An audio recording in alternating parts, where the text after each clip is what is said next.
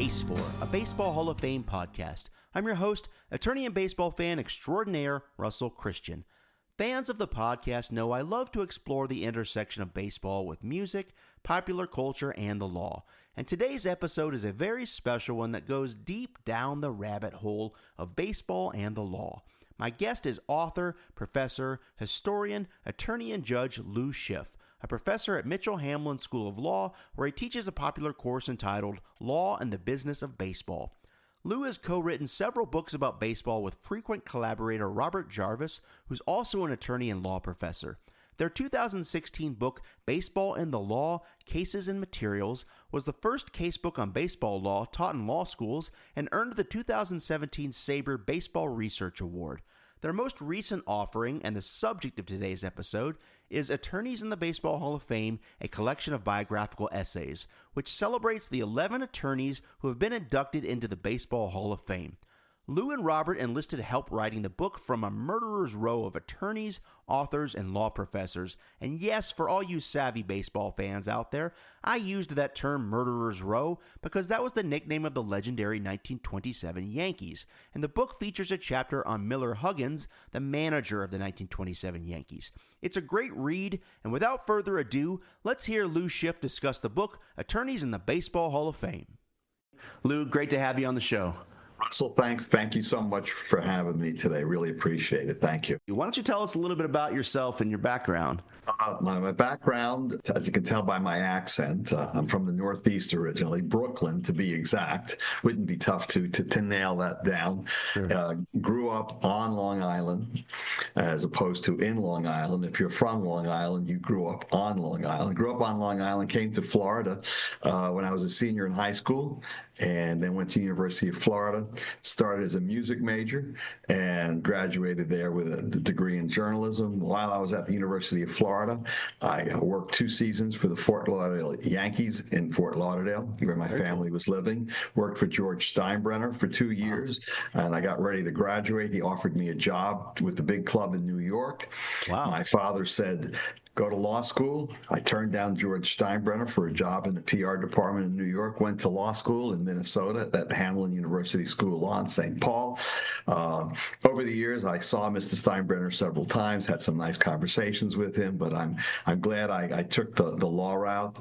Practiced law in South Florida, in Broward County for about 15, 16 years, representing small businesses and families, and I got elected as a county court judge at the end of 1996, and I served until the end of 2024 as a trial court judge, and at the end of 2025, I was recalled as a senior judge, and I'm currently a senior judge for the state of Florida, subject to people, different circuits asking me, can you sub? I actually got a call today from one of the counties asking me if I could sub tomorrow, but it was too far of a drive, and so I said I couldn't do it. But on occasion, a couple of days a month, it's kind of like being a substitute teacher, and you go in with the lesson plan, you try a case, you do some hearings, and then you go back home. So I enjoy doing that. Keeps me sharp. And as far as my baseball love, since I was a kid, like most of us, you grew up playing baseball. I grew up playing baseball very poorly, but we had a love of the game. It wasn't until my son, who's now an attorney, but when he was an undergrad at the University of North Florida, he was a American history major. Okay. He was doing a project on the disparities, the unequal treatment between Black Americans and white Americans at the turn of the century, 1800, 1900. And he drew on that, and he focused on sports, and he compared baseball with boxing, and how in boxing the matches were integrated, but in baseball, baseball was kept separate. And I was teaching at that time part-time in the summers on weekend courses for my law school, Hamlin University, doing a program called Are Lawyers Still Our Heroes, which centered upon how the legal profession is portrayed in movies. Okay. And we used snippets of various movies to portray different things, whether ethics, family law, criminal law, things like that, to draw upon a discussion, a censorship, things like that. It was a 2-day program. And it was well received by the students. And then one day, the deans of education said, "Hey, do you have any ideas for another class?" And I said, "Well, I do. I have an idea." I started doing some research on baseball law as a program, and it was because of the book. It's called "Only the Ball Was White." Okay, yeah. And obviously, you understand what that's about. The first half of the book talks about the struggles of the black ball players at the time. And then in the back half of the book, it gives you their statistics. And this is before Major League Baseball recognized the Negro leagues as a viable league. And so I started putting some things together. I put together a short course. They liked it. And then Bob Jarvis, who teaches down here at Nova Southeast and longtime professor, he reached out to me and said, "You want to write a baseball book?" And I said, "Well, I've never written a book, you know." And so we wrote a baseball book together through a Carolina Academic Press. I mean, this is the book. It's a thick book. It's over 1,000 pages. It's used in law schools and as a reference guide. And we were honored back in 2017. SABR named it one of their SABR Research Awards. And so that started the program. I've been teaching baseball law at the law school since 2015.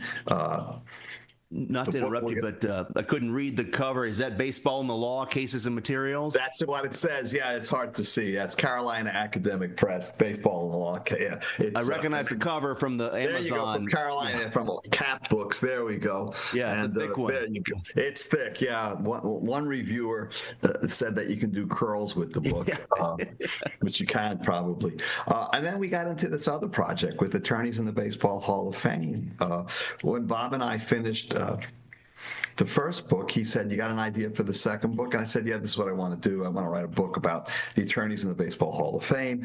He was in the middle of 100 projects. And so he said, "That's a great idea. You should do it on your own."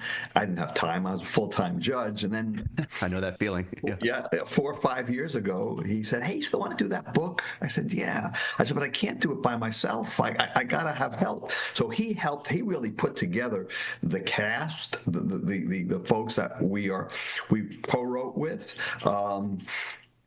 So we all wrote a chapter together, all law professors, and there's 10 of us, and Bob and I wrote the first chapter together. We co-wrote the Kennesaw Mountain Landis chapter together, and then we gave everybody a chance. Well, who do you want to write about? Who do you want to write about? So we have law professors from all over the country that contributed an essay to the book.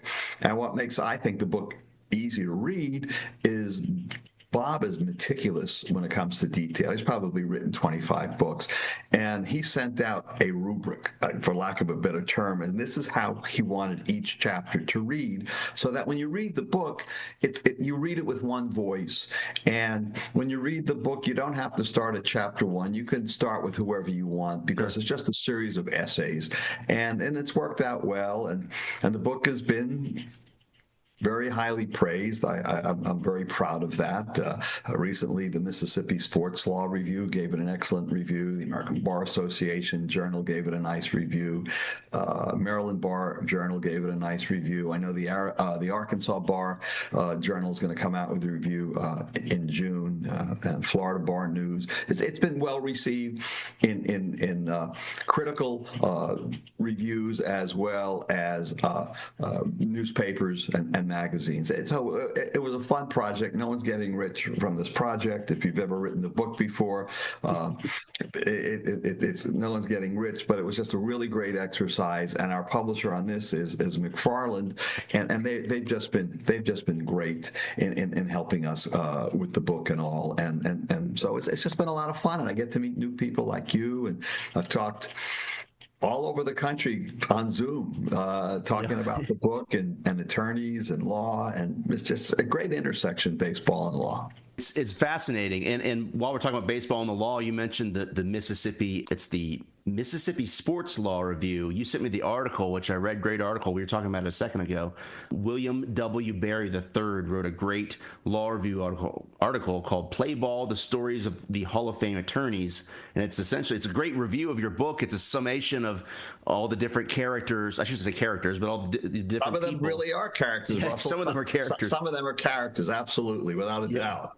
Yeah, and it's a great article out there, so it's a good summation of the book. And speaking of characters, I want to sort of dive in and sort of talk about some of these players one by one.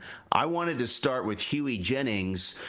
Fans of the podcast know I'm a big Hughie Jennings fan. He is a favorite of the podcast. I did an episode about Chase Utley. And I don't know if you know this, but Chase Utley is ninth. Well, first of all, I have to say Chase Utley's Hall of Fame case. If you want to get clicks on social media, type something up about Chase Utley not deserving the Hall of Fame, and all the Phillies fans will come in and hurl insults at you, and you'll get a lot of traction on your post. It's a fun Hall of Fame debate.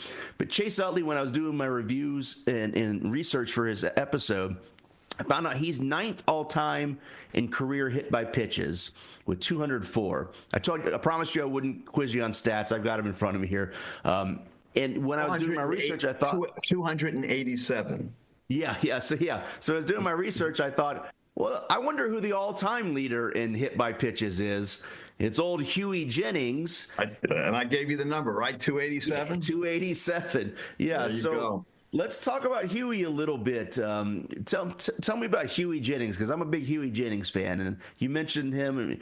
Well, let's start with who discusses him. Who took the essay on Hughie Jennings in the book? You're going to quiz me now. Oh, sorry, I'm quizzing you now. That's okay. Quiz me. I want to make sure I get it right. Yeah, I was Savannah Nolan from Georgia, and she wrote a great article about him. He's the second attorney inducted into the Hall of Fame, and what makes him such a fabulous read is that he came from pretty humble beginnings. Sure. He was probably a better attorney than he was a ball player, but he's a Hall of Fame ball player. And so what we have with many of the members of the Hall of Fame, and there are 11 attorneys that are in the Baseball Hall of Fame. There are more attorneys that have played baseball over the years, but there are 11 that are in the Hall of Fame. Some of them are not in as ball players. Some of them are in as executives or managers or commissioners, but he's there as a ball player. Fantastic, lifetime in baseball, but not to be outdone by his ability to practice law and the tenacity that he had to practice law. And so when you put those together, you see just how committed he was to not only practicing law but to competing in baseball. Let me just find something here. I know I have it and I can pull it up. While you're looking, I was going to say it looks like he went to Cornell Law School. But he didn't graduate Cornell. He didn't graduate. This is back when.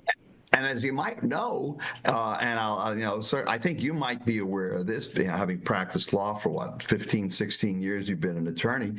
You and I had to take a bar exam. Okay. You and I had to graduate from law school. You and I had to fulfill many requirements. Many of the attorneys that are in the Hall of Fame didn't have to graduate law school. Many of them didn't even have to take a bar exam. Yeah. And many of them were given lots of opportunities to succeed. Here we go. Let me find it. Well, it reminds me of a story while you're looking. I remember reading the biography of Oliver Wendell Holmes, famous Supreme Court justice, and there was the story about him going to Harvard Law, and one day he decided, well, I'm going to go to Harvard Law School, so he just walked down the street and signed up. And it's like, well, it's not that easy. And in those days, there was no bar exam. You would have a panel of attorneys asking you questions, and it said in there the gentleman's agreement was that, because you had just got out of law school, you know the law better than we do. So we won't ask you any questions you don't know the answer to. If you don't ask us any questions, we don't know the answer to. And I thought, geez, I missed my opportunity to just sign up to go to Harvard and have a handshake and practice law. It's a little bit harder nowadays. Yeah. Well, it's a lot harder because you can't do that. No. You just can't do that. So what's really great about Jennings is that he played for the original Baltimore Orioles, as you know, and he was in private practice from 1907 until 1922. He was admitted in 2 states, in Pennsylvania and also in Maryland. He dropped out of school. Now this is the part that just makes him remarkable. All right, Yeah. he drops out of school when he's 11 years old to become what was then called a breaker boy. Wow. A breaker boy would work in the mines for pennies a day, 15 cents a day, and break the coal and separate the rock and the slate from everything away, and so they can get the coal. Now, many people get to go to law school because their mom or dad may have had some influence in their life. Maybe their parents were lawyers and were able to encourage them to get go to law school. Maybe they were a legacy student and they went to law school because of that. Well, Jennings was a legacy breaker boy because his father was working in the coal mines. His father got him a job in the coal mines, one of the most dangerous jobs in the world at that time. People were dying there, and if they didn't die working in the mines, they suffered terrible lung diseases where they would shorten their lives. So he worked in the very same mine as his father and his brothers. Now, as we mentioned before, he left law school before graduating, but he became a member of the Pennsylvania bar in 1908, and the Maryland bar in 1905, and he had a practice with his brother William in Scranton. Right. And before he became a lawyer, you could see that he was thinking of law because he was a founder of the Players Protective Association. It was originated from the Brotherhood of Professional Baseball Players, which is John Montgomery Ward. So he was one of the first baseball players to advocate for the other ball players. Because of baseball, he was going back and forth. He became the manager of the Tigers. So after he finishes playing baseball, picture now he's the manager of the Tigers during baseball season. But then in the off season, he is a lawyer. And so winter months, he's practicing law. At the baseball season, he's being a manager. One of the cases we talk about in the book was that one of the first cases he ever did, he represented a farmer who had a rooster killed by a foul ball. The farmer had his field near a ballpark, and he helped the farmer win a $750 case. So Hughie is one of those guys that just a tremendous, and you have to go back and you have to remember that at this time, baseball players were not paid a lot of money, and there's some very famous cases from the early 1900s that talk about when the ball players originally were trying to break apart the reserve clause. The courts pointed out very clearly, look, if you want to make money, go back to your farms. That's where you need to go. Go back to the farm and make more money there. Baseball is not necessarily going to be your main livelihood. So he went back and forth between the two, and he did a really good thing. Another thing about Jennings that a lot of folks don't know, and it's in the book, that when he got married, when you get married, you list what your occupation is, okay? Sure, yeah. On his wedding license, he listed his occupation as a lawyer. Really? So, yes, sir. He listed it's in the book. He listed his occupation as a lawyer.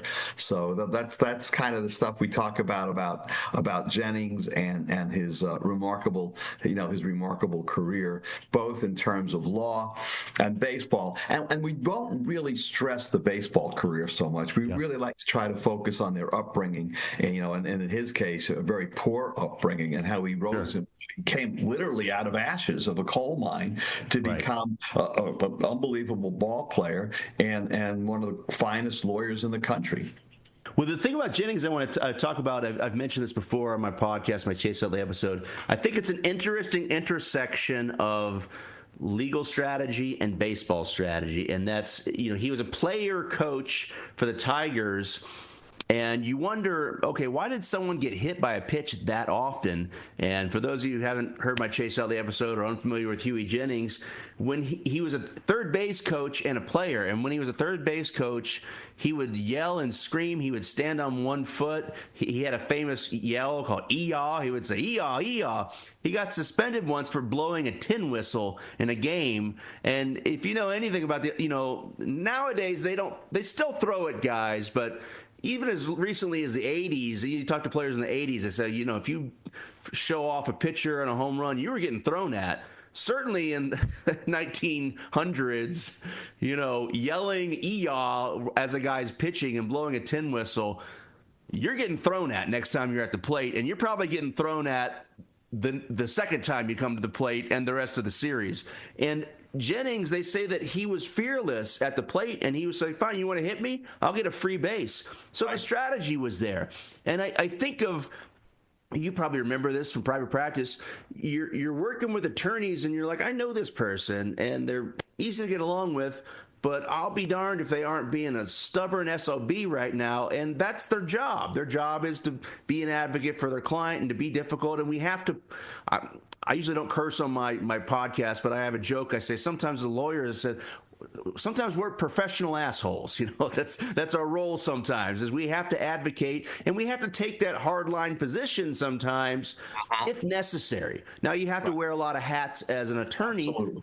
If you're in mediation or you're trying to resolve something, you have to be the nice guy. If you're asking for a favor, you have to be the nice guy. I'm happy to give you an extension, Lou, because I need to do this. But so there's a time for everything, and there's that time to wear that difficult hat. And I think that Hughie knew, okay, you might throw at me, but I don't care. I'm going to take my base. And you know what? I'm going to get under your skin. And he realized, there's a strategy here. I'm going to be that guy. And when teams see that they're going to play against Hughie, they're like, oh, no, he's going to be doing his ER crap. There's attorneys out there like that. Like, I'm going to be difficult.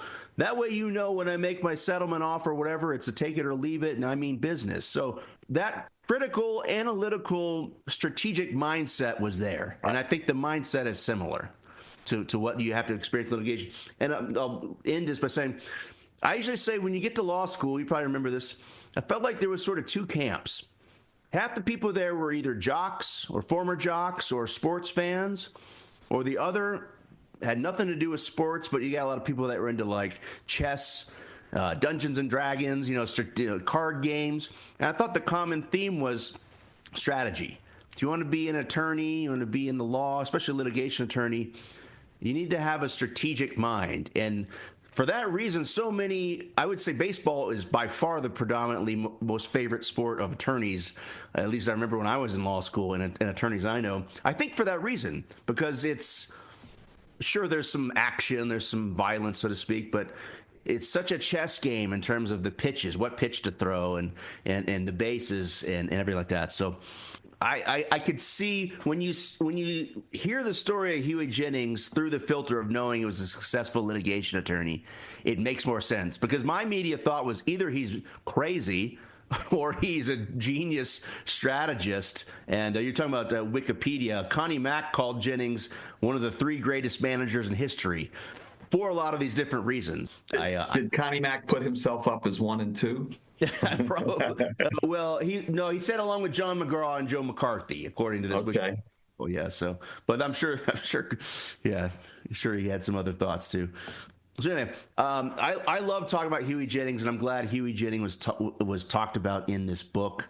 And I agree with you. His stats, I promised you I wouldn't quiz you on stats, but he had 1,526 hits, which isn't necessarily going to get you in the Hall of Fame today, and a 42.4 wins above replacement. But he did have a career .312 batting average, pretty impressive.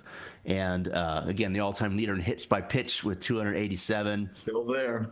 And player manager. I think a lot of players get in as they look at, say, it was a good player and a good manager, so we'll just put him in for both. So I wanted to move on. We have a lot of players in your book I wanted to get to, and I promised I would, quiz you on stats. Take your time. But I wanted to. You mentioned him earlier, so I definitely want to address this. You talk about Kennesaw Mountain Landis, perhaps for better or for worse, the most famous attorney in the Hall of Fame. And again, for better or for worse, somebody who is a monumental figure in the history of baseball. You can't tell the story of baseball without Kennesaw Mountain Landis. No, you can't. And you mentioned he's monumental. But if I was going to build a Mount Rushmore, he wouldn't be on it. Sure. So what's interesting about Landis and what contrasts with Jennings is Landis had a direct path to success. He became an attorney without going to law school. So back in his day, one can simply become an attorney by having someone vouch for their character, and that's what happened. He never took a bar exam. He was licensed in Indiana and Illinois. He's the only member of the Baseball Hall of Fame who served as a judge. Okay. But what makes him stand out? He was a very poor student. He dropped out of school at age 14, and he became a clerk. And he was hired by the Indiana Secretary of State's office, and he did that. And then at age 20, he becomes a lawyer, and all he had to show, he was of good moral character and he was a registered voter. And so he becomes this lawyer at age 20, but who is going to hire a 20-year-old lawyer that never went to law school? So he gets his law license in 1888. He's 21 years old. His practice doesn't take off, and he realizes, I'm going to need a formal education. So he goes to school.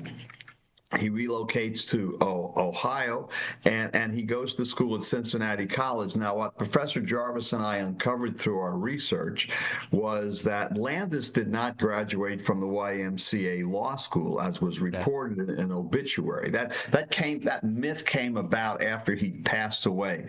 He never graduated. It was somebody wrote an obituary about him, and it just stuck. But he did not graduate. No, he did not graduate from there. He actually wound up graduating from Northwestern University School of Law in 1891.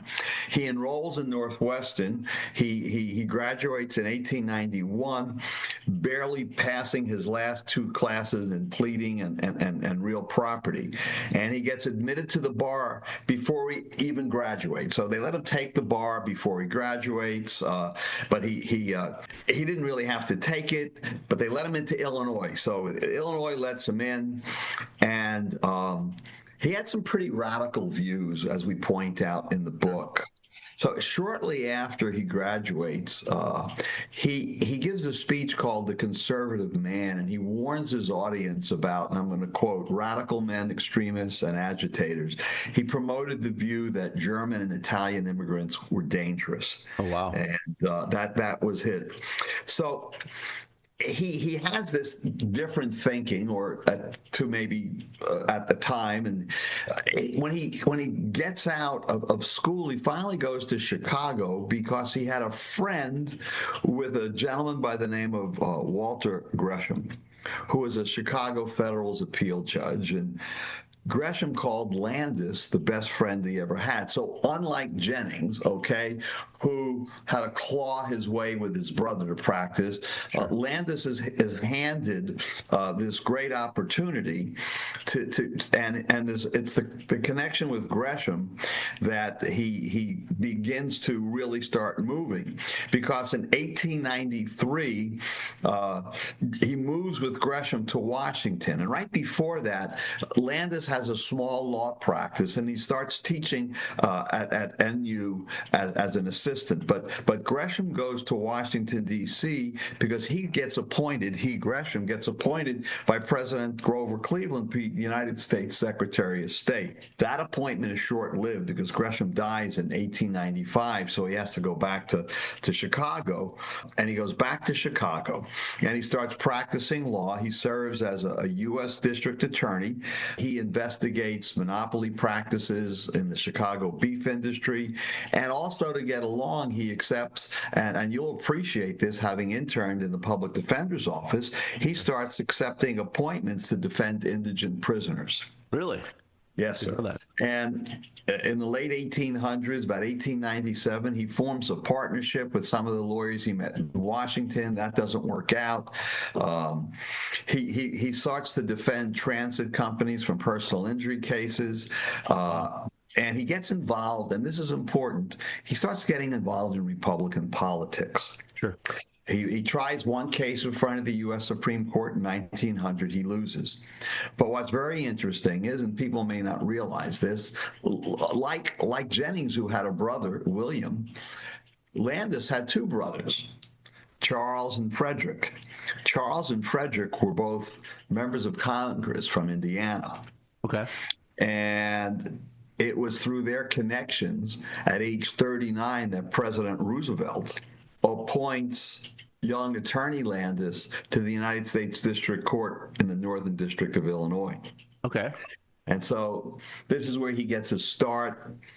He rules on cases. He rules against Standard Oil, $29 million judgment against Standard Oil, which got reversed on appeal. He gets involved in some baseball litigation as a judge. He gets involved in the original Federal League versus National League case. He sits on those cases. Now we get into what's going on with baseball. There's the big scandal, the Black Sox scandal. Landis was known to like to go to baseball games. Landis was known to be gregarious, narcissistic, and would take afternoons off to go watch baseball games in Chicago. And the Chicago Tribune in 1907 called him the most talked about man in the country. Wow. That's what they called him. He liked the press. He gets reversed in a lot of his cases, but especially the Standard Oil case, he gets reversed. But he likes the press. He encourages it, which might be a violation today if you're a judge. And so he's in there. He's getting press, and then the Black Sox scandal happens, and he appears to be the choice. And so he gets hired. And now this is where things go haywire for him for a while. He's doing two full-time jobs. Yeah. Two full-time jobs. When I wrote my books, I wrote them at home at 2 o'clock in the morning. Yeah. I woke up and went to court, or I wrote them on the weekend. All right. Sure. If I was talking about my book, I did it on my own time. You know, I did podcasts at night, podcasts on the weekend. Landis decides, well, you know, I'm a commissioner of baseball now. I'm making more money than as a federal judge. Sure. I can do it. Well, the long and the short of it, Congress starts investigating him. The American Bar Association censors him at the ABA convention, saying that you can't serve both. For many years, the American Bar Association was attempting to pass a code of conduct for judges. Really? Up until that time, there was no code of conduct. And so a lot of times when I talk to lawyers or I talk to judges, I did a program recently for the National Judicial College. We called it Spring Training for Judges. We did it this past March out in Phoenix, and we incorporated a lot of baseball law. We incorporated some other things dealing with courtroom demeanor and just basic programs for judges. And we did some ethics program. And I always ask, well, why do we have a code of professionalism for judges? And yet most of the judges don't know. And I say, well, look, if you know the answer, spoiler alert, don't say anything. But the answer is baseball. It was because of Landis and his censorship and pending impeachment hearings against him that ABA passes a code of conduct, and Landis finally says, yeah, I don't need both jobs. You can keep the federal judgeship that's paying $17,000 a year. I'll be the baseball commissioner, which paid $45,000 a year. And he goes to become baseball's first commissioner. And when the Black Sox are acquitted, he makes the famous ruling that they're going to be banned for life, forever, even though they were acquitted. So he did that more than once to people. There were some other individuals. I think the owner of the Pirates, he did that to as well. To a number of people, and he was challenged. And as you know, the courts have always backed commissioners of baseball because of their role. When an owner, and going back to law, an owner gives up their certain rights to sue, and the players give up some of their rights to sue because the commissioner makes some of these decisions as part of the business. So the challenge of the baseball commissioner and their rulings are intact today, more than 100 years after Landis first assumed the commissionership.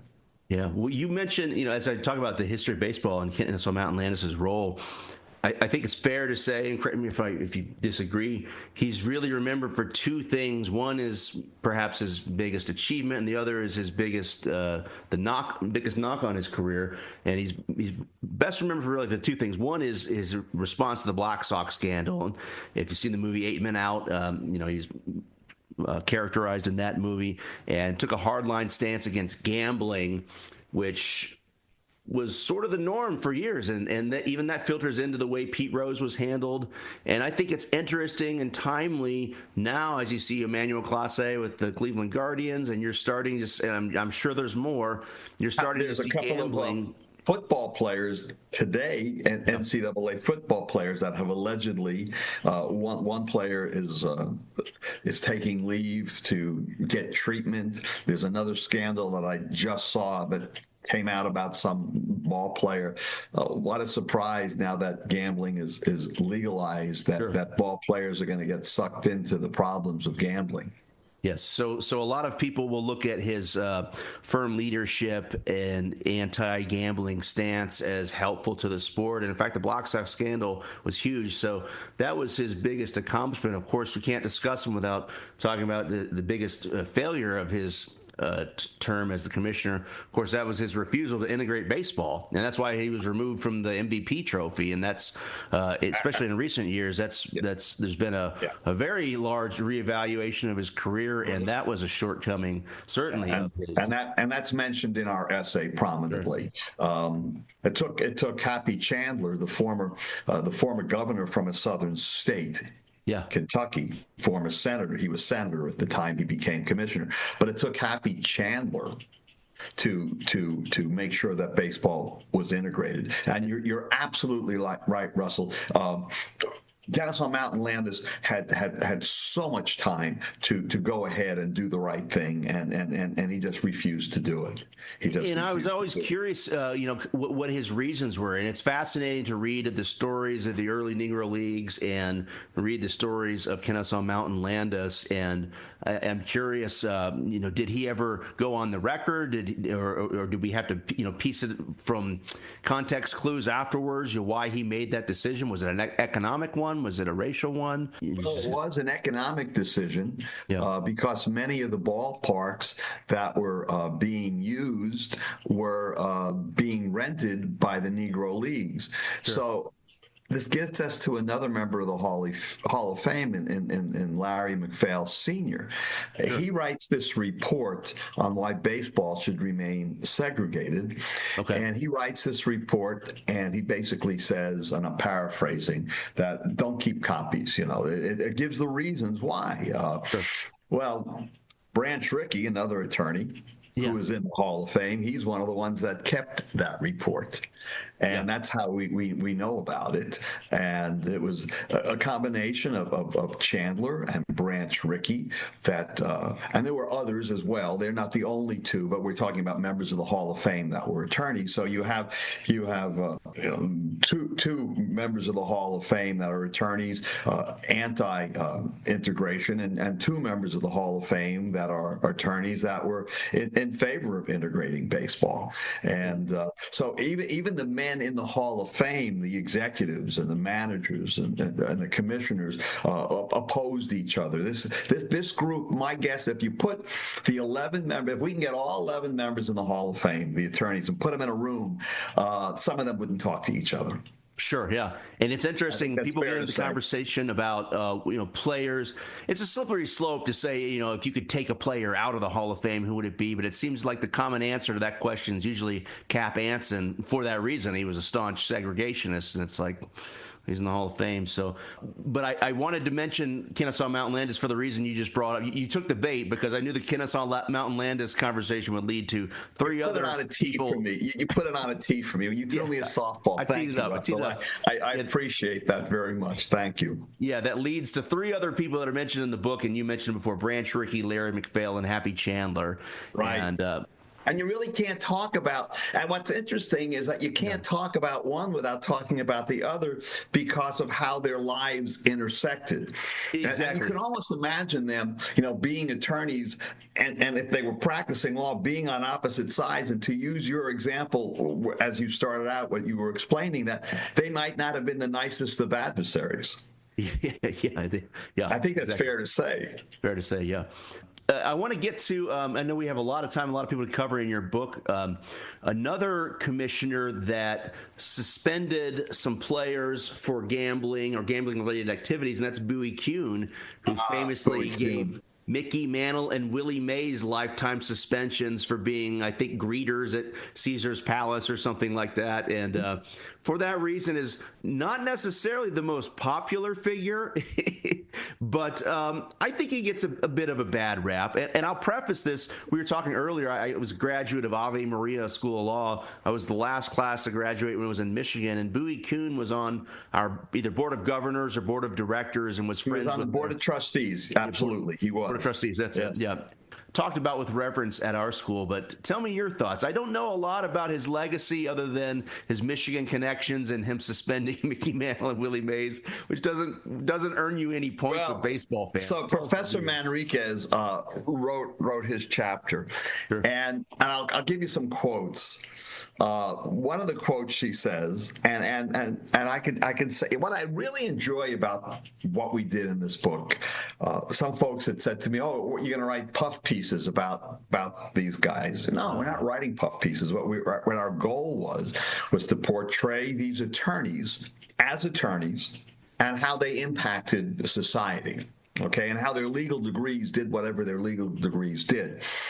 And Professor Manriquez says in the book, by the time he was shown the door, he had become one of the most polarizing figures in baseball history.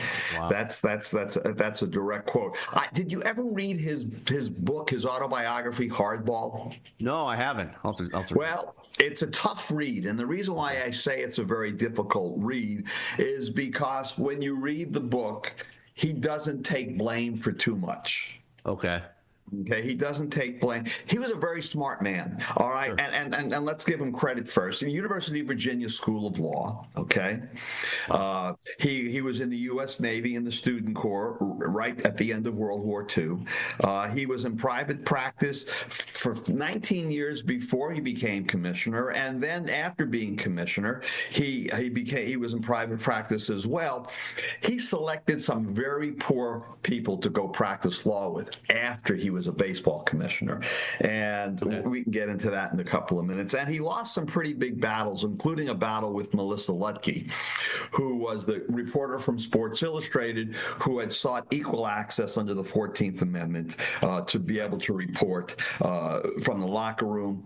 And she wrote a fascinating book, and you might want to get her on your podcast. I can get your information as an aside. I've become good friends with Melissa. The book is called Locker Room Talk, and it's published by Rutgers University Press. And he just refused it, even though the Yankees and the Dodgers took votes saying, "Yeah, we don't care if she reports." He refused it. Sure. He likes sports, but he failed to make any of the baseball teams or football teams. He was an associate editor of the Law Review at the University of Virginia. And one of the things, there's a famous article that he wrote in the 1950 Virginia Law Review called "The Right of a Newsman to Refrain from Divulging the Sources of His Information." And he concluded that there shouldn't be, that the press shouldn't have this shield. He argued against the press having the shield that they have today. he was advocating that the press should have to disclose, and if you're interested, it's at the 36 Virginia Law Review 61 from 1950. That's his. She writes about him saying that the right time for the wrong person.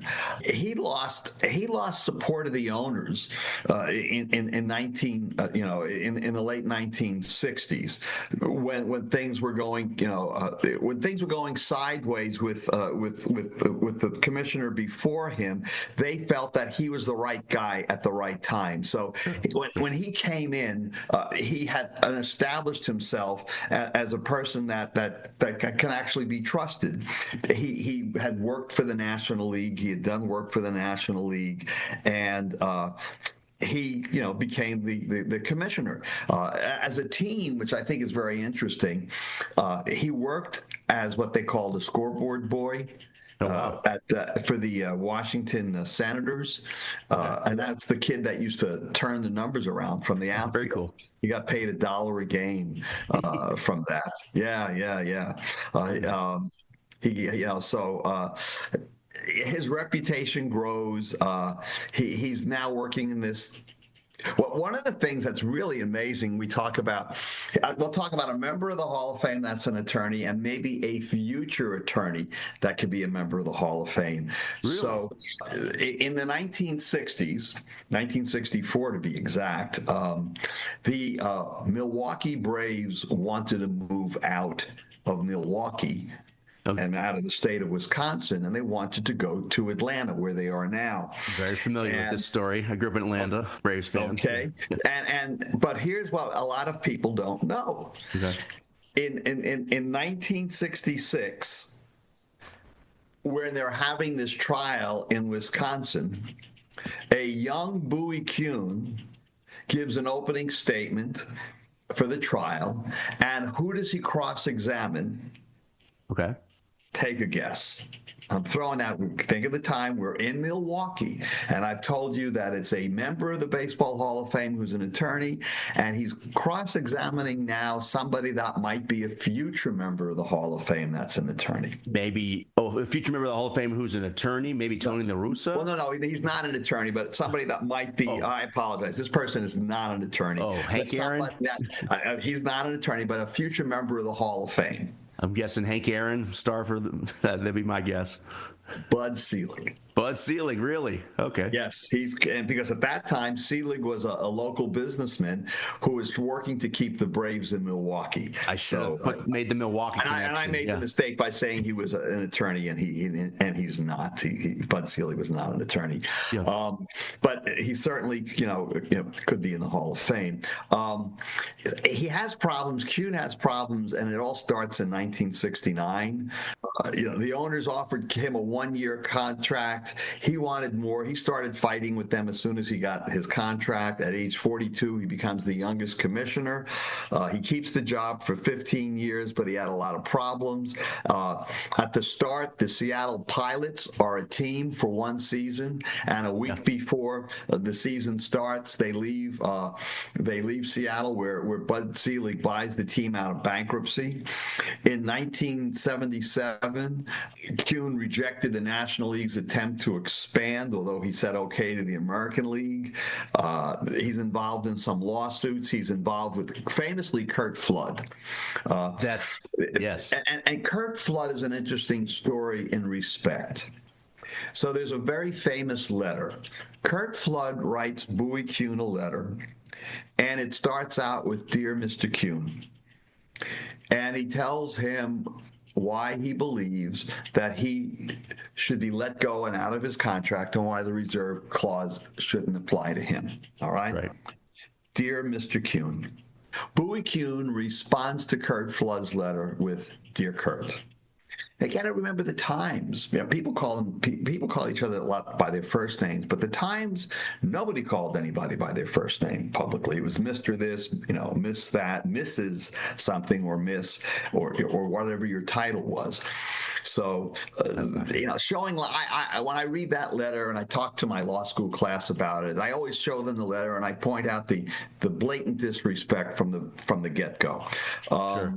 although in 1972 the United States Supreme Court ruled against Flood and reaffirmed baseball's immunity from antitrust laws, Kuhn wins the battle, but he doesn't win the war. He had battles with Denny McLain. He had a battle with Jim Bouton, who wrote the book Ball 4. Jim Bouton was a pitcher for the Yankees, most notably, and the Houston Astros. At that time, he was a Houston Astro pitcher, and he talked about things. That were called greenies, which were amphetamines that ball players were taking, and he talked about the shenanigans that go on in the clubhouse, and he didn't like that. If I could stop to analyze that a little bit in the context of the practice of law. Attorneys that are listening to this, or anyone in the business world, knows when you're reaching out to someone for the first time, maybe someone you don't know, and opposing counsel, the first thing you do when you get a case, call the other attorney or send an email, letter of representation. Always Mr., Mrs. You're trying to reach a witness to an accident all the time. Mr. Smith, call me John. Okay, fine. You have to have that rapport. If it's an attorney I know and we've got an ongoing thing, hey Lou, can you give me a call real quick? But absolutely, the first letter, or especially if it's going to be an adversarial letter. Sometimes if I see an email, Mr. Christian, I'm like, oh boy, what does this guy want?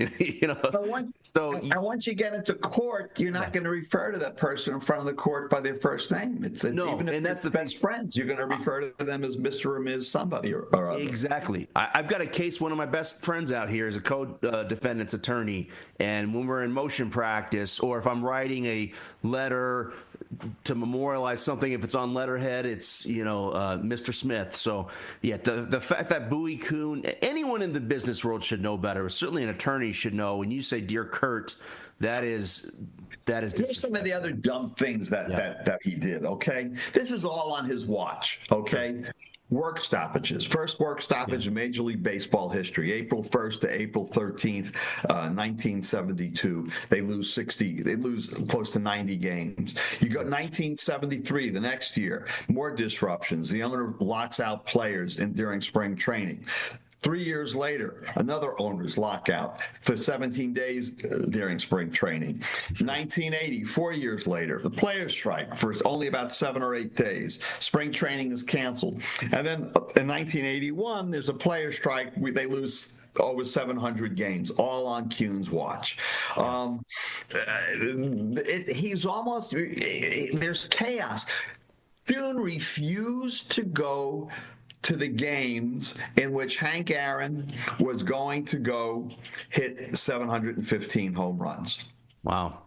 That's wild. As a quick historical side note, my parents were at that game, and I've shared it before on social media. I won't get a rabbit now, but I've got a little certificate they got from the game. But that is wild that he didn't go to that. And then, he had the history of him and George Steinbrenner.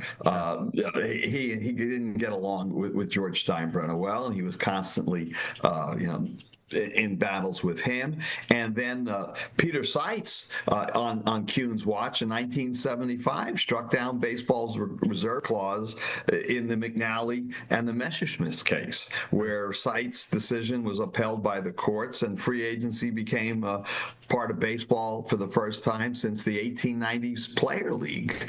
In 1976, Kuhn blocked Charles Finley's crazy trade with Rudy and Fingers and Vita Blue, and the courts upheld Kuhn's blocking it.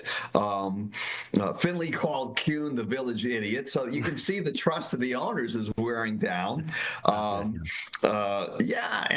so there's a number of other things that he did, and your readers can take a look in the book and see. And then you mentioned the famous banning of Mays and Mantle from being goodwill ambassadors. Mays was at the Park Place Hotel in Atlantic City, and Mantle was at the Claridge Hotel and Casino in Atlantic City. And when he was replaced by Peter Ueberroth, Uberoth says the following: the institution, meaning baseball, was a disaster in all ways when I arrived. It was a scandal-ridden, drug-ridden thing. Wow. That's the successor. And you mentioned drugs because the Pittsburgh drug trials and a lot of the cocaine use that was rampant in baseball was under his watch, which, part of that, in his defense, it's the times, and I don't know how much he can do in the locker room, but certainly strict drug policies might have helped, police that a little bit. And he did take a hardline stance. Some people would say too hardline in some of those drug trials. And then later in life, he comes to Florida. He becomes a law partner with a guy that commits some crimes, and you wonder why he would team up with a person. He files bankruptcy while he's living in New Jersey, and he moves to Florida because Florida is a better debtor state than New Jersey, and so he comes to Florida. But to finish up on Kuhn, Maury Chass, the New York Times writer, wrote after Kuhn's passing, he wrote, "He never did anything enlightening. He never did anything that anticipated the future." Yikes. So that's kind of the comment. So you look back, and it was a tumultuous time when he was commissioner of baseball. Wow. Well, there's certainly a lot to critique Bowie Kuhn on. And just briefly, I guess, in all fairness, is there any positive aspects of his tenure as the commissioner? Anything we can? We saw expansion.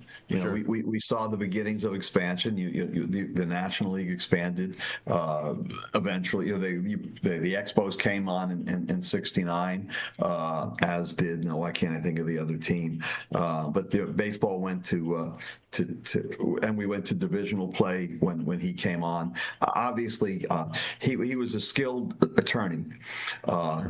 I just don't think he anticipated, and you have to look at it in light of where our country was in 1969, 1970. Sure. So in 1969, we're involved in the war in Vietnam. There's the equal rights movements are going on in our country. There's rioting in our country. Women are arguing that they've become they are second-class citizens, and they're fighting for equal rights for themselves.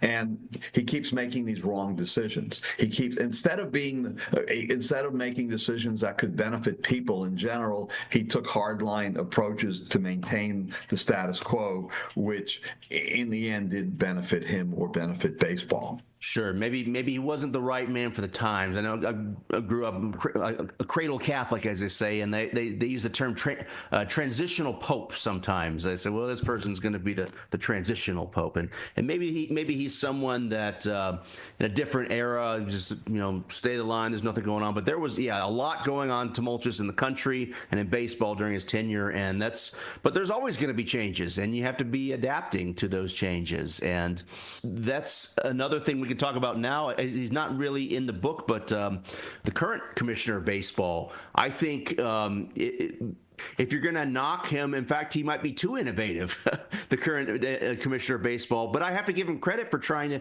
change the game. Rob Manfred, of course, a lot of changes in baseball over the past few years. And I have to say, some of the ones, even the ones I didn't like with pitch clock and stuff like that, I've come around on. And I was watching a great video the other day that was talking about, we're in a golden era of baseball, and a lot of the reason for that are some of the changes. There's still some issues out there, but let's talk about Rob Manfred. I'm skipping ahead because you did have an honorable mention section. Let's talk about Manfred a little bit. He may very well be the next attorney in the Baseball Hall of Fame. Oh, certainly. Yeah, certainly. He'll be in the Hall of Fame. Let's talk about the elephant in the room, sure, which is what's going to happen in December. And I think that will be the lead in his obituary. Yeah, in 100 years from now, exactly. It's not what he's done, and so there's and as a person that has a journalism degree, and if you're going to say the story in 25 words or less, it's so and so died this afternoon at age 102, former Major League Baseball commissioner, where he brought peace to baseball by not agreeing to a baseball cap and allowing the players to earn as much as they want. He was innovative, and he changed the rules of the game in such a way that made fans enjoy it. Okay. Sure. Or the other story is, Rob Manfred died peacefully in his sleep today at 110 years old. Manfred is responsible for the decimation of baseball, taking a hardline approach, demanding that baseball players take a salary cap, trying to be innovative. As a result of them taking a salary cap, baseball players without a collective bargaining agreement became united and formed their own third league, putting an end to Major League Baseball as we know it. So those are two distinct ways this can go. Yes, and I don't envy his position. I can be sometimes critical, but I can also look. It's it's a big position. Sometimes a lot of it's in jest and fun, like criticizing the commissioner, like they boo Roger Goodell at the NFL draft every year. But I don't envy his position at all, because you're right. His legacy is going to be determined. Yes, and the purchase of the San Diego Padres right now for over $3 billion, almost $4 billion, couldn't come at a worse time if you're a team owner advocating for a salary cap. I agree. And let's talk about the good things that Manfred has done. Okay. Sure. Yeah. Because he has. So the pitch clock innovation is nothing new. Yeah. It's been in the rules since the early 1900s. It's kind of like, okay, you're an attorney, and so let's say there's a rule that says motions for continuance, shall be filed a certain amount of days prior to trial, and you get it in like a day later. Sure. And so you go before the judge and you whine, oh, judge, this is the reason why. And the judge has some discretion. And I go, all right, Mr. Christian, I'm going to grant your motion. Okay. Because they have discretion. Okay. So baseball's always had that rule. Sure. But now they've drawn a line and they go, we're going to enforce this rule. So the next time you go in front of that same judge and you go, Judge, I need a continuance for my depot or whatever. And the judge says, no, there's no continuances. But why? Well, the Supreme Court of Nevada has taken away my discretion. Exactly. and so bad, too bad, so sad. So the pitch clock has helped tremendously, and ball players have adapted to it great. I like the automated ball strike. I think it's great. I think that there are some players that are selfish. I've watched some players calling, tapping their heads early in the game, and it's like, hey, buddy, you're in the second inning, and that's only a first called strike, and you're a 215 hitter. I see guys take that. You're going to still strike out, And so don't do that. Save it for your catcher. Save it for the ninth inning on a 3-2 pitch where you're not really sure. Don't blow it in the second inning. I've talked the same trash. I said, "What are you doing, man? That ball was right down the middle." I yell at my TV or I'm at the ballpark, and you see the guy go like that. And I go, "Oh, what are you doing that for?" So yes, save it for Ohtani with the edge, pitch with two guys on, So yeah, save it for your 300 hitter, save it for your power hitter, and save it for your catcher who can really see what's happening. Exactly. I like the pitch clock. I think you like the pitch clock too. It moves the game. I like the two throws. I like the limited pickoff. I mean, how many times do you see you get 4, 5, 6 times? They're wasting time. The games are going quicker. Yeah. I like it. That hasn't changed the game. The quickness of the game has really helped. And there's a video, I'll send it to you. It was a YouTube video that came out recently. I tweeted it on my Twitter account, and I'm drawing a blank on who made it. But the pace of play has really attracted the younger generation. I know us old folks, we don't believe the whole baseball is boring. I like, the slow game. But for younger folks, now I don't want to throw away tradition and change the game entirely, but a few tweaks that don't necessarily change the game to get people more interested and see more action. I'm with you. And I don't want to see 6 pickoffs as actions. No. I want to see guys stealing. And that to me, right. And so the bases are bigger. So now they're 6 inches closer. The fact that my wife likes, she doesn't really like baseball, but she'll withstand going to a ball game with me, because they're no longer 3-hour and 20-minute marathons. We can get done in 2.5 hours and come home. So I like that change too. I think it's a good change. I like the change that there's 26 players on a roster. Yeah. Okay. They expanded the roster by one. I like that change. People are. What I don't like about baseball is the utilization of stats during a game. I've seen, for example, I've seen the Marlins. I've seen them make decisions earlier this year. Sandy threw a Maddox. He was throwing another Maddox, and they took him out. Because I don't know, let the guy pitch. Just he's your people don't throw let the guy pitch. He's fine. Don't take him out. And that was one of the compliments that people were paying to Brian Snitker for years, is that he had the stat heads in there, but he also had the old school, feel approach. And I feel like you have to have somewhat of a hybrid of the two. And you got to go with your gut. You got a guy pitching 7 innings and you're up by 2 runs. Yeah. He's at 90 pitches. Throw him out for another inning. He said, how you feel? I feel good, coach. Yeah, come on, Skip. Let me go in. Yeah. Let the guy pitch. The other rule I like is you got to pitch to 3. You got to pitch to 3 batters or finish the inning. I do like as that. As a relief pitcher. LaRussa, who's was famous for being able to swap out pitches. All right, I got a lefty up. I'll call in the lefty. Okay, you got a righty coming in. I'll call in my righty. And so it's a chess game, but now it's like you got to play 3 moves ahead. Okay, you want to bring a pitcher in. You can bring a pitcher in with 2 outs and get the 3rd out, and they don't have to come back in the next inning. But if you put them in, they got to face at least 3 batters. Yeah, I like the strategy, and I like the game play. It just wastes time to bring in 1 pitcher for 1 batter, And so let's equate this to the law. Sure, yeah. The baseball game is still the baseball game. We still have a winner. We still have a loser. In law, you're going to have a winner and loser. And so the rules get tweaked to make the litigation experience more effective and more efficient. Right. And so back in the day when I was a young attorney in the early 1980s, it wasn't mandatory to go to mediation.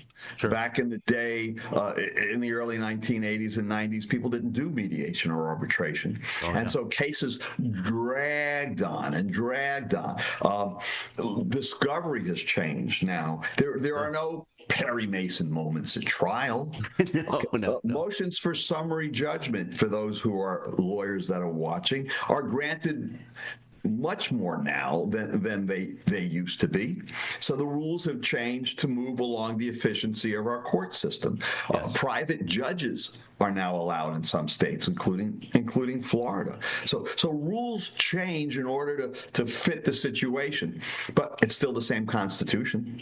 Exactly, they're still primarily the same laws, although laws do change, but it's still the same Constitution, it's still the same courthouse, it's still the same jurisdiction. So just like baseball making changes, it parallels the changes that we make in law to make things better for the participants. Well, it's funny you say that as we sit here and talk on Zoom. I'm old school in that I do like to do an in-person deposition, especially if it's of the plaintiff, but witnesses sometimes, or a doctor.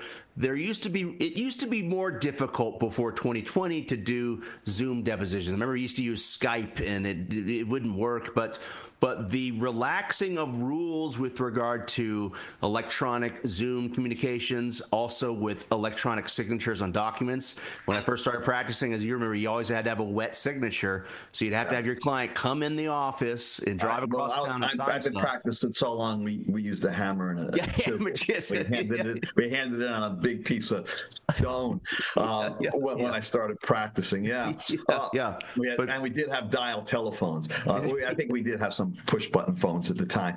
Yeah. As a lawyer, I would prefer to have all my hearings in person. Sure. And I as a judge, it didn't really matter to me if the lawyers felt more comfortable. But sometimes I feel that the lawyers are more prepared when they have to come to court.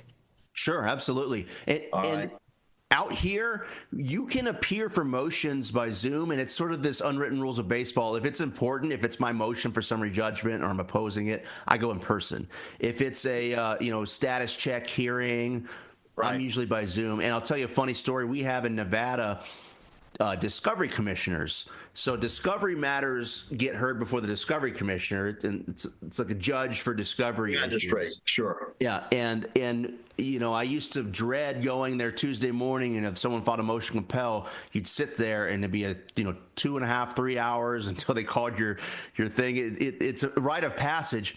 And in 2022, 23, I had an important discovery issue, and I thought, I'm going to go down. This is important. I put my suit on and went down, and I'm there, and the door's locked. And I call. I said, where are you guys? I'm here for my hearing. And they said, we stopped doing in-person hearings in 2020. I was like, I didn't know that. So I had to drive back home. We can't give the lawyers the chance.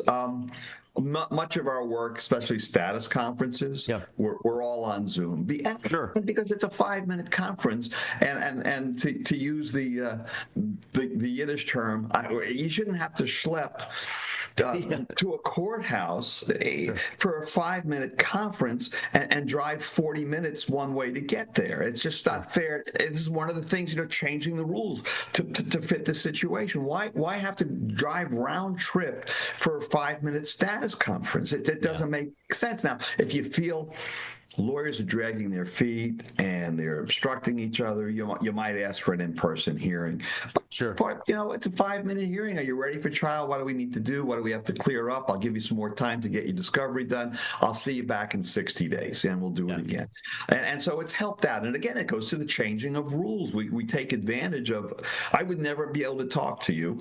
We would do a telephone interview, and I wouldn't be able to see you. And with the advent of the internet the way it is, before I let me find out a little bit about Russell, and then I do some research, and I found out this guy's got a lot in common with me. He likes music.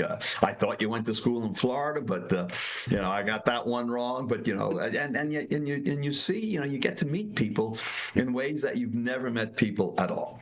Yeah, it's great. It's great. And to tie it back with baseball, there's also been, I feel like, and this, I'll maybe give credit to Rob Manfred, under his some changes in the unwritten rules of baseball. And I've been seeing a lot of interviews. We talked about it earlier about Hughie Jennings, acting silly and getting thrown at. And, you tried that with Bob Gibson or Don Drysdale or even Nolan Ryan. You're getting thrown at. The game has changed, and whereas a bat flip 20, 30 years ago would be an immediate, headshot, everyone's doing bat flips. Everyone's got. I don't necessarily like that. I mean, put the bat down like you've done it 100 times before. Well, sure, yeah. And run the bases. And run the bases. Okay. I also like the rule about you just go like that. 4. Sure. Okay, yeah. Great.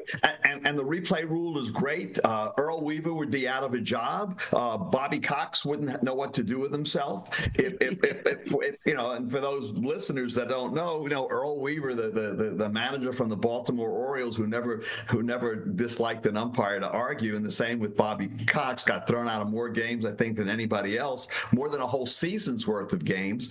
Sure. Now, if it's a bang play, the umpire, look, it's like being a judge.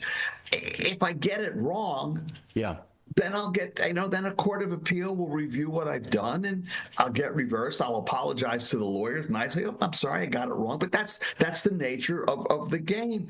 They're not going to get everything right. No one, except my wife, gets it right all the time. 42 years, always has gotten it right. Yeah. And by the way, I've been comeback husband of the year at least 6 of those 42 years. But do you understand what I'm saying? We're going to make mistakes, okay? Yes. We're going to make mistakes in our profession, okay? I've made mistakes as a judge. I've been reversed. You don't like to get reversed, but it's a learning exercise, and as long as you don't keep getting reversed on the same thing, and it's the same as an umpire.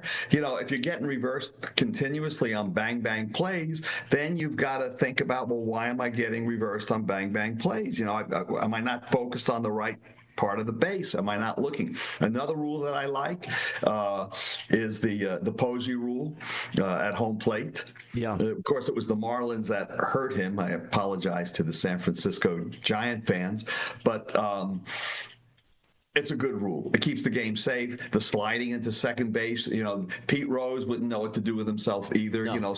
Pete Rose and Bud Harrelson, that famous fight from I think it was 73, where they got into it. So. And Chase Utley, we talked about Chase Utley too. That was one of the Mars on his career is the dirty slide. But I get it, it's safety. And the old school football player in me liked the catcher collisions, but I totally get it, especially when you see, as a league, when Buster Posey, your young star at the time, and former guy's going to probably be in the Hall of Fame, as MVP, Rookie of the Year, unnecessarily getting his leg broken and being out. I get it. The rule makes sense, so. And it wasn't that I forgot the name of the guy on the Marlins that hit him. He didn't violate a rule. He played within the rules. It's part of the game, yeah. And it was part of the game. And so now they've instilled safety. And that's, I think you might one day see double bases at first base. I've heard that before, and I wouldn't necessarily be opposed to that. And I'll tell you, as a Braves fan, I remember seeing Tim Hudson. Remember when he got his foot stepped on? This was towards the end of his career.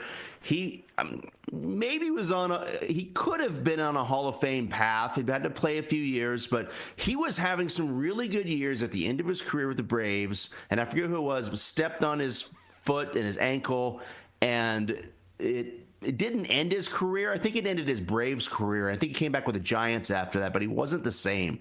And then that happened to Max Fried in the World Series, and he was okay. But everyone just said, oh, my gosh, it's Tim Hudson all over again. So I'm not necessarily opposed to that, First base.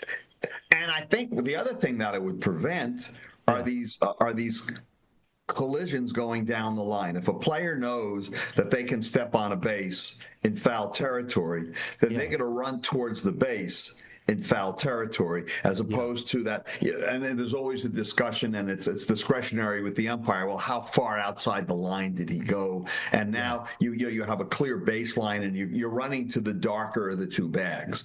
And so I just think for a safety thing, they use it in high school ball. I think some colleges have used it. Oh, sure, It makes sense. Issue.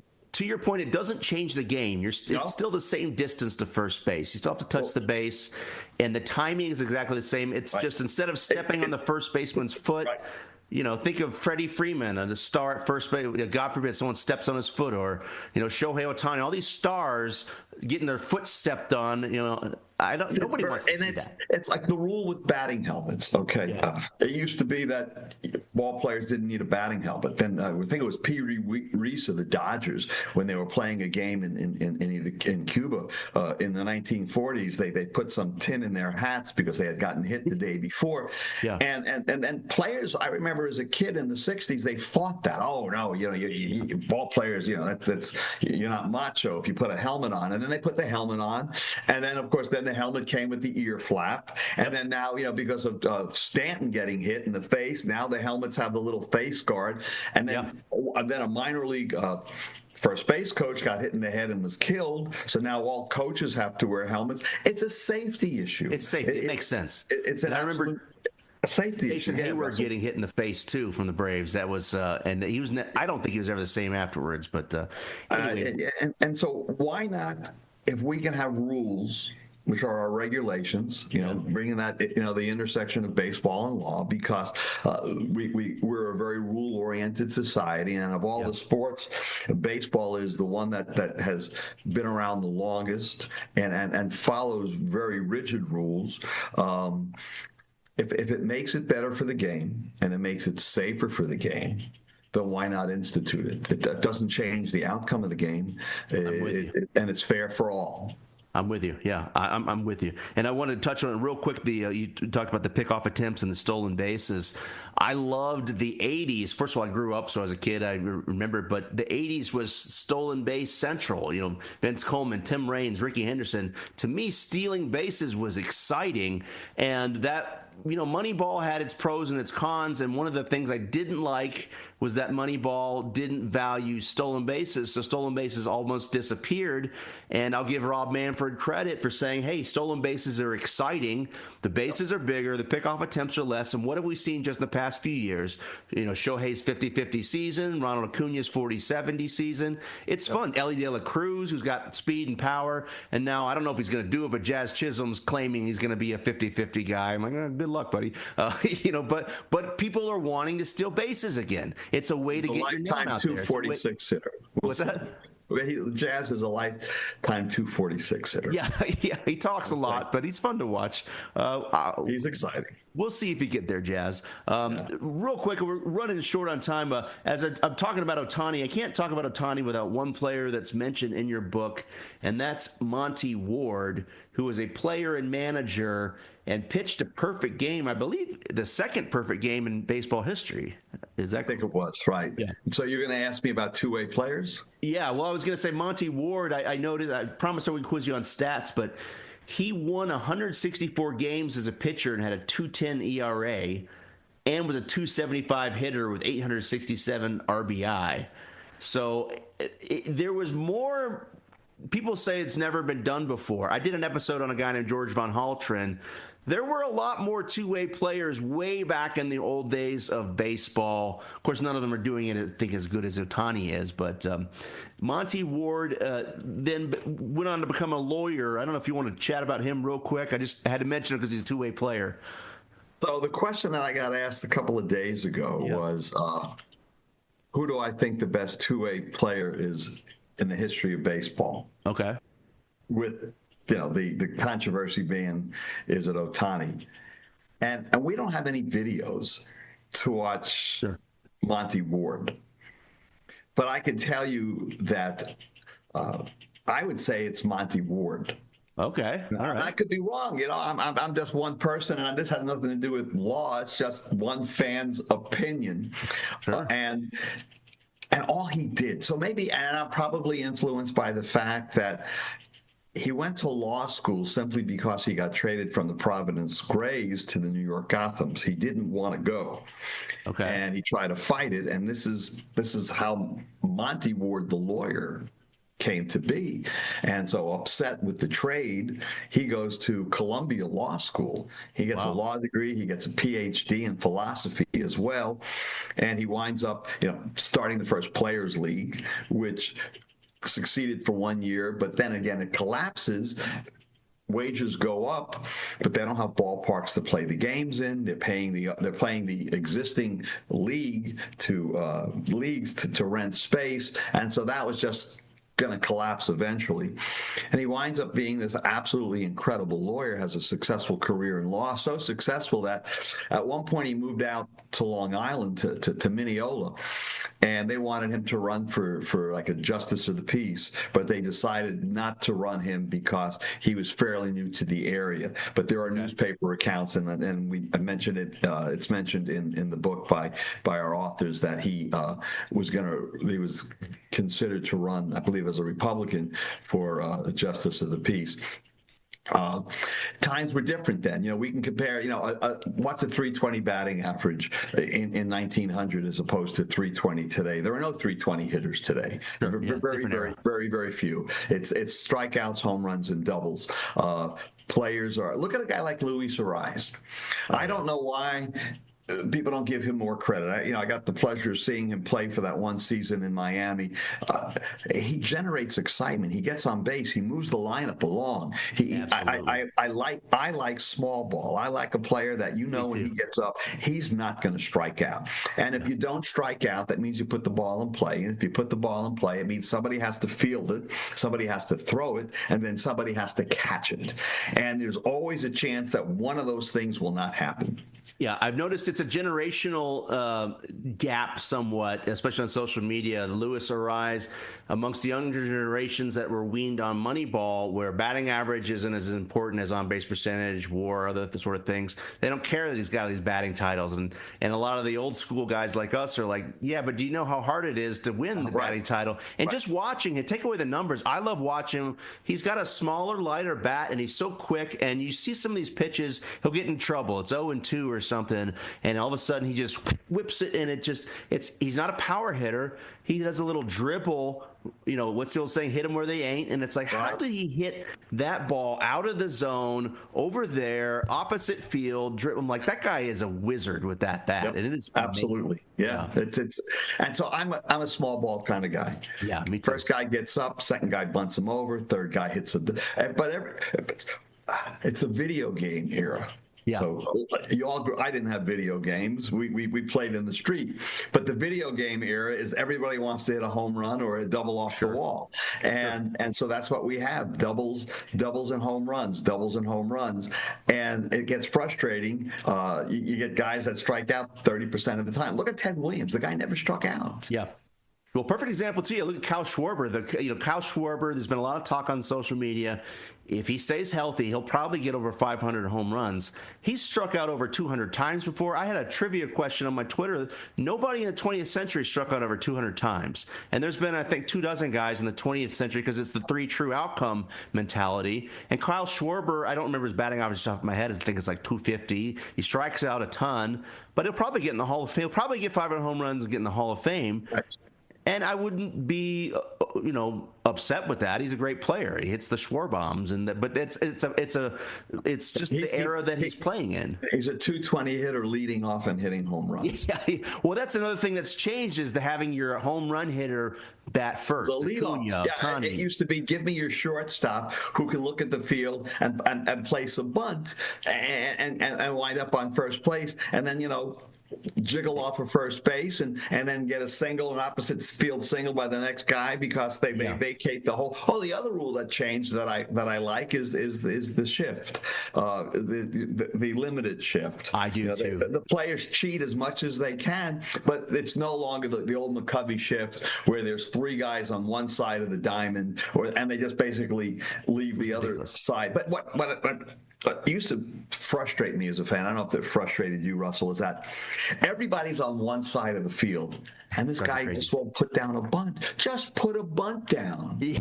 Anthony Rizzo used to do that on occasion. Everybody be on one side, and Rizzo would like dink, and except once in a while he'd wind up on second base because he hit the ball 90 feet. Yeah, I know. A good hitter could look at that and say, "I'm just going to hit it right there." Right. Exactly. Before I forget. Speaking of different eras, and we're talking about Monte Ward, I like your bold assertion that he's the best two-way player. So Shohei Ohtani, the gauntlet has been thrown down. But again, I don't want to upset Dodger fans. No, it's all right. He still has the rest of his career to prove me wrong, and I might be wrong. But this is the kind of stuff that baseball fans like to talk about. Yeah, and it's a slippery slope comparing eras. But we'll have to note, with the caveat that this guy played between 1878 and 1894 as a pitcher. Talk about stats you probably never see again. 245 complete games in 7 years, looking at his stats. He won 164 games in 7 years, including 47 wins in 1879. Had a 1.51 ERA, which led the league in 1878. So, total of 164 wins, 2.10 ERA. Let's see you win 47 games. Well, nobody's going to win that. Different era. No, a different era. Nobody gets a complete game anymore. It's give me 6 innings and thank you very much and pass it on to the bullpen. And nobody wins 20 games anymore. There are no 20-game winners. Nobody throws 200-plus innings anymore. Yeah. It just doesn't happen. Some teams during the season will have started 12 or 13 pitchers, starting pitchers. They're getting away a little bit from the era of the guy that throws one inning and they take him out. What Tampa used to do. Yeah. What did they call those guys? I forget the term that they used. The guy who comes out, he's really not a starter. He throws one inning and they pull him, and for whatever reason, I don't understand that, but it's above my pay grade. Yeah. I was going to say Monte Ward as a batter, 17 years, career 275 batting average, but 540 stolen bases, including... How many times did he strike out? You have his numbers there. How many times did he strike 326 strikeouts. Never struck out more... 17 years. Never struck out more than 47 times this season. Okay. And led the league. He stole 111 bases in 1887. Okay. I want to see a person put the ball in play. Yeah. Because, like I said... They got to catch it. If they don't catch it, they got to field it. Yeah. And they got to throw it, and the throw's got to be right, and then the person's got to catch the throw. I remember when the kids were young and I was coaching Little League, I would say, I don't care where you hit the ball. The same thing holds true. 12-year-olds are the same adults. The throw has to be accurate. The first baseman, the second baseman, they have to be able to catch that throw. So if you strike out, there's nothing you can do. Yeah. You turn around and you walk away, or you go like this. Yeah. Yes. And then you're told it's strike three. That's right. So Monte Ward, I want to wrap this up with two things real quick. We got to mention there's a few guys we didn't get to. We can save that for another time if you want. For another time, yeah. I do want to mention Tony LaRussa because he's in the book and he's one of the modern people that are in there. A lot of people forget Tony LaRussa has a law degree. I'll tell my quick Tony LaRussa stories in the Atlanta airport. I think it was 2021. Still had masks on in the airport, and I got my Braves hat, and I'm looking in the security line behind me, and even with the mask on, I'm thinking, that's Tony LaRussa. I can just tell his eyes, and I look at his hands, and he's got World Series rings, and he keeps looking at me, and I'm thinking, does he see the Braves hat? Is he trying to figure out if I'm someone he knows? And sure. Anyway, that's my Tony LaRussa story. But Tony LaRussa is an attorney, and we were talking about some innovations. I remember in the 90s reading Tony LaRussa had a rule that he was not going to allow his pitchers to go more than 5 innings. And at the time I thought that's ridiculous. They're supposed to go 9, But he was very innovative, and I wonder how much of that, again, was the strategy of an attorney, or if he was already strategic, and that was that strategic mindset that led him to be an attorney. What are your thoughts on Tony LaRussa? I wrote the chapter on Tony LaRussa. Oh, great. And as you know, he's the only living attorney in the Hall of Fame. He was very gracious with his time with me. And what made his chapter very interesting for me as a researcher and a historian, I was able to speak to Charles Earhart, who was one of his professors at Florida State. Spoke to a gentleman by the name of Scott Tosian, who's an attorney here in Florida, who went to law school with Tony. Spoke to another gentleman by the name of William Dooley, who was Tony's boss when Tony got out of law school.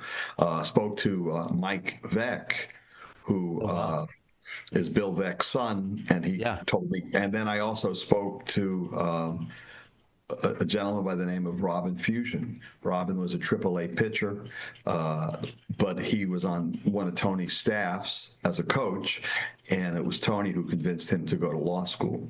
And now Robin is a circuit judge over in Hillsborough County in Tampa. I didn't know that. Wow. So here's what I learned about Tony. Out of all the members of the Baseball Hall of Fame, he probably had some of the greatest potential to be a Hall of Famer when he was originally signed as a bonus baby in the early 1960s. Really? But because of some injuries, and when you talked about some ball players, you get injured and there goes your Hall of Fame career. Or give you an example, Jose Fernandez. Jose Fernandez was on a rocket ship to becoming one of the best ball players in the modern era. He goes out one night, gets himself coked up, not only kills himself, he kills 2 people in the boat with him, and he changes the trajectory of the entire Marlins franchise. That's very sad. Yeah. And so you do dumb things or you get hurt, and it can just destroy careers and other people. Tony gets hurt playing pickup ball, and so he never becomes the same ball player that he was supposed to be. He's now married. He's got some kids. and he's trying to figure out what to do with the rest of his life. When he was signed by Kansas City, his mom and dad wanted him to go to college, and so the A's, they gave him a scholarship that he could use later. Okay. Tony wanted a car, so he got the car too. They put that money away, and he wound up getting a business degree from the University of South Florida in Tampa. Wow. All while going to school. When he realized his baseball playing career was really coming to an end, he enrolled in law school at FSU, Florida State University, where you said that where your daughter went to school. My daughter went there. Go Knowles, yeah. I'm a Gator, so we'll call it. But he goes to FSU, and he goes to FSU because they will allow him to go to school 2 quarters and play ball or coach 2 quarters. He gets the law degree, and he's coaching in the minor leagues for VEC, and they fire a major league manager, and he gets called in and say, "You want to manage?"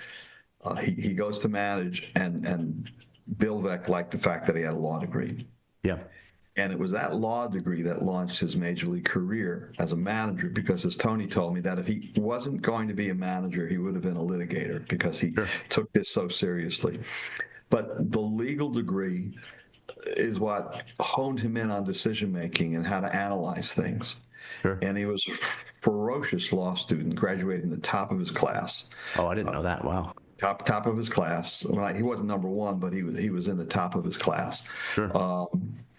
He excelled in study and the rigor, and because he was older than most students, so he was more mature.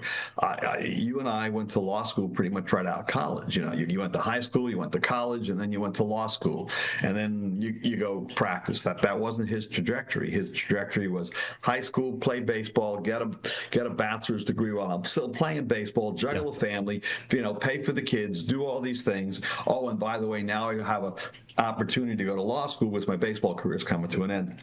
Yeah. Takes advantage, and he uses that baseball career, and he combines it with his legal ability, and he becomes an incredible planner and understands the game even better. He never really practiced law. He becomes associated with this law firm in Sarasota. Sure. He's on the letterhead for 15 years. Tony told me he was supposed to do one. He was getting ready to try a case in guardianship probate court. A woman's competency was being challenged, and he was going to represent this woman in court. And he gets called up. Spring training starts, so he's got to hand the file off to somebody else. And he goes to... He never really came back to the law firm. He'd show up in the wintertime just kind of to wave and hang out. And, sure.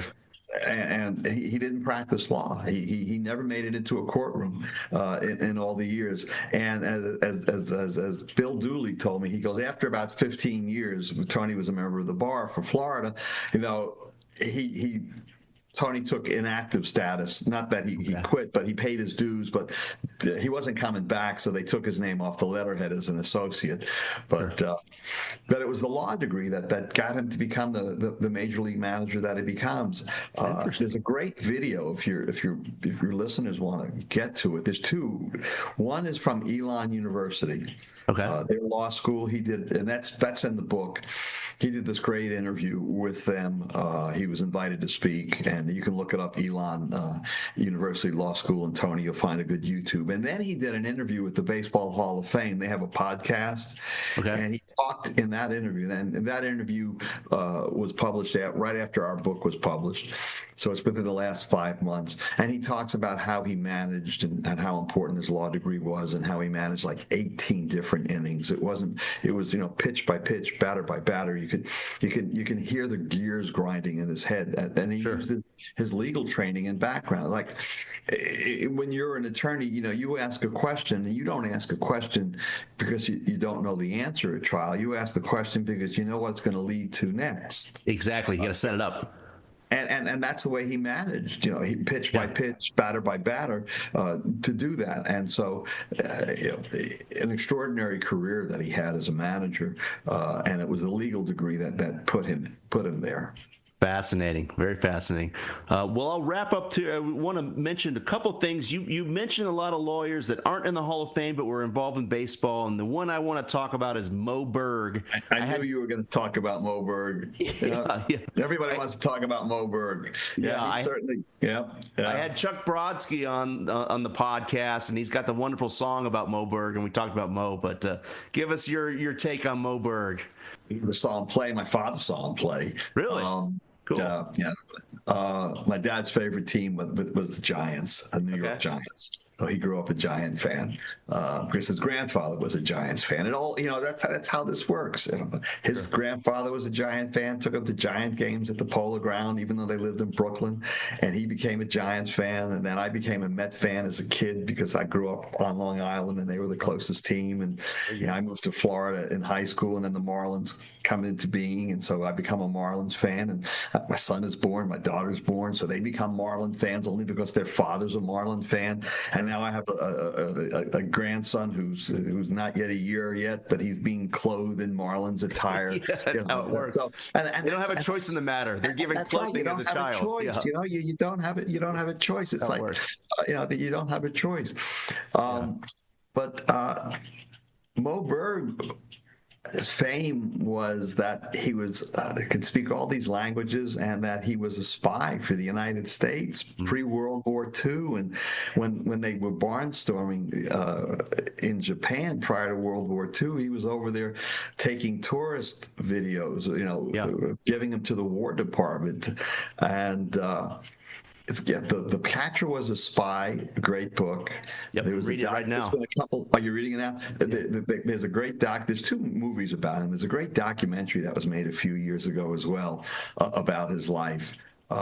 It's fascinating, and if your listeners and viewers haven't had a chance, that's a book and a documentary that they probably would really enjoy. It's an easy read.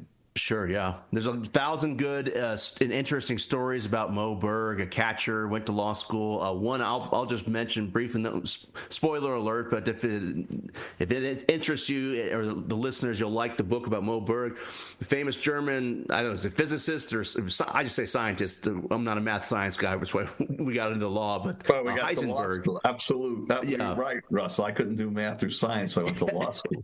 Heisenberg, I think he was a physicist, but of course, Oppenheimer won Best Picture a few years ago. Those stories, everyone knows, the Germans were pursuing the nuclear bomb, as were the Americans. So that was a lot of what Moe Berg was involved in when he was in Europe, was trying to find out what was going on, how close were the Germans to developing the bomb. And because Moe spoke a lot of languages and he was a likable guy, he was there. And it's funny reading these stories because it's like this guy had the easiest wartime gig ever. He's going to Venice and Florence and London, and he's hanging out at bars and, having dinners, but he's getting information. And then it kind of culminates at one point. He's sent to a Heisenberg lecture. I think it's in Zurich. And his orders are, if you determine that Heisenberg is at the bomb and they're going to make it, your orders are to shoot him and kill him.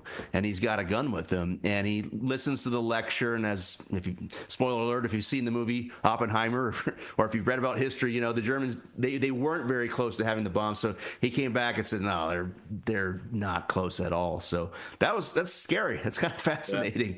Yeah. That was his orders, and he ended up not having to do it. And you and I are both members of the Society for American Baseball Research, SABR, and I would just say to your listeners and your viewers that if you really want to learn a lot about baseball, if you're into statistics, they have it, or you're into history like I am, a membership in SABR is very inexpensive. There are chapters all over the country, and we have video meetings. Last night I did a video meeting for the Baltimore Babe Ruth chapter. A couple of months ago I did a meeting for the Las Vegas chapter, and there's a great backlog, not really a backlog, but a great library of YouTube videos for SABR on all different subjects and all different writings. And if you're a fan of baseball history, from learning about the history of scorecards or learning the history of the game, the women's game, it's a fascinating group to become a member of. I also have the honor of serving on the board of directors for the International Women's Baseball Center in Rockford, Illinois, which is I want to make a mention of that. It's a good organization, and if your members are if people are interested, it's iwbc.org, and we've got coming up in July we have. A championship game, United States, Canada. It's a play in the United States, Canada, Australia, Puerto Rico, and I think Taipei are going to be there. And two of those teams are going to advance. And the next year they'll have the World Championship, kind of like what they do in the World Baseball Classic, but it's women's baseball, and they'll also have that in Rockford. So if you're in Rockford or close to it, like the 21st to the 26th of July, stop by. Tickets are fairly inexpensive. I think people have a good time watching high quality play. Yeah. Was that the home of the Rockford Peaches? That was the team? Exactly what it was. Yeah, and that's where they're housed. Yeah. And they were putting together a museum, and it's moving along. We're moving along. Very cool. Very cool. Before we go, I always give my guests a chance to plug anything they're working on. Why don't you tell us a little bit about the book and where our viewers and listeners can find it? Here's the book, Attorneys of the Baseball Hall of Fame. I'm not so sure how clear it is, but it's from McFarland. You can pick up a copy at McFarland. And they don't mind me saying this. For some reason, you can actually get the book for less on Amazon. Oh, yeah. And you can get it quicker on Amazon. So, and they also have Kindle edition on Amazon. And it's it's Attorneys in the Baseball Hall of Fame. It's a collection of biographical essays. It's a fun read. You don't have to read all 11 chapters. You can bounce around the book. We have an appendix where we list lawyers like Moberg and Don Clendenin and others that played the game, that became lawyers or were lawyers. And we have another appendix in the back, kind of like the back of a baseball card, tells you a little bit about their lives. It's a fun book. It was a great project. I met a lot of great people in writing it, and I continue to meet great people now that we're kind of promoting it. I'm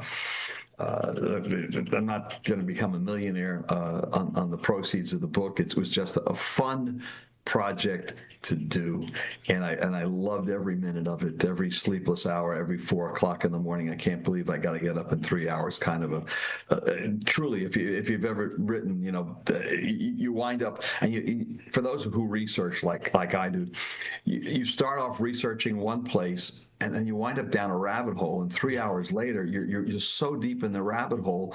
And I'll give you a quick example. Tony LaRussa was sworn in by a federal judge in Chicago when he found out he passed the bar. Bill Veck knew the judge because he had been a season ticket holder. Well, myself and a research assistant went down such a rabbit hole on this particular judge, Abraham Lincoln Morovich. That we did one night we were 10 hours of research on we were just all the way down, and we had enough information, and I encouraged the student that was doing the internship with me, you got a law review article here. If you want to take all this research and do a law review article on it, it's an incredible guy in and of itself. So that's the kind of stuff that you find out when you're doing that. So my next project is going to be, I'm going to participate. Sabre is going to be putting together a book on the Florida Marlins 2003 World Championship season. Really? Very cool. So in a couple of years, 2028, it'll be the 25th anniversary. Yeah. So Bill Nowlin is heading up this project. And if any of you are Sabre members and you're interested in writing for that project, get in touch with Bill, Nowlin. And if you're a Sabre member, you can look him up in the Sabre directory. Tell him I mentioned it and you want to volunteer to help write, because all the writings that we do, all the writings that I've done for Sabre are just strictly, volunteer type writings, and we put together some great information. So we'll be coming out, Sabre will be coming out with a book on the 2003 Marlins. That's a great. I'd love to read that book. The 04 Red Sox story, of course, is a famous one, but people forget the 03 playoffs were fantastic and historic and legendary. That was the Bartman playoffs, the Aaron Boone playoffs, and the Marlins were sitting on a tarmac waiting to know where they were going to go. Were they going to go? Who was coming? New York or Boston? Where were they headed out to? Were they flying to New York or flying to Boston? Yeah. Well, I don't want to upset your feelings, but I was along with a lot of baseball fans thinking I want to see a Cubs Red Sox World Series. Come on, baby. Listen. I understood that, and don't blame Bartman. Don't blame Moises Alou. No, the Cubs were falling apart before all that. How about Alex Gonzalez at shortstop? Throwing it away, and then that was only Game 6. Yeah, exactly. And so you had Game 7, and it was still played in Chicago. So I know people want to blame Bartman and certainly understand it, but there was the rest of Game 6, and there was an entire Game 7 that was open and available to the Cubs. Exactly. But that was an exciting playoff, and then seeing that World Series, seeing the Marlins win. It's wild. I'll give you credit. The Braves, all the success they've had in the 90s since 1995, 2 World Series wins. The Marlins have had 2 World Series wins, and it's like, how'd that work? I am sitting in the room where I watched the Marlins win Game 6. Now, what was funny, my son at that time was 03, so he was 13 years old. He was watching the game in another room. Yeah. When that happens, I go out to him, and it's like, this is incredible. And he says to me, get back in your room. Get back in that room. You're going to jinx it. Get back in the room. Yeah. And we watched the game separately, the rest of the game separately. Yeah, baseball fans, we're superstitious, all right? Yes, we are. We're a superstitious lot. Absolutely, yeah. For sure. Lou, thank you so much for appearing on the podcast. This was a great talk, and we covered lots of fascinating topics. I'll have to have you back on the podcast so we can explore some of those issues further, particularly baseball's recent rule changes and the impending labor disputes this offseason. Until next time, we're over a month into the 2026 MLB season, and your Atlanta Braves are red hot. Ohtani's chasing a Cy Young Award, and we've seen incredible starts by Shea Langoliers, Drake Baldwin, Matt Olson, Ben Rice, Jose Soriano doing incredible things on the Angels, Jacob Mizorowski, and Munetaka Murakami, and many more players. There's still a lot of baseball left to play in 2026, and I can't wait to see where this season takes us. So remember, when life gets you down, stop what you're doing and watch a baseball game.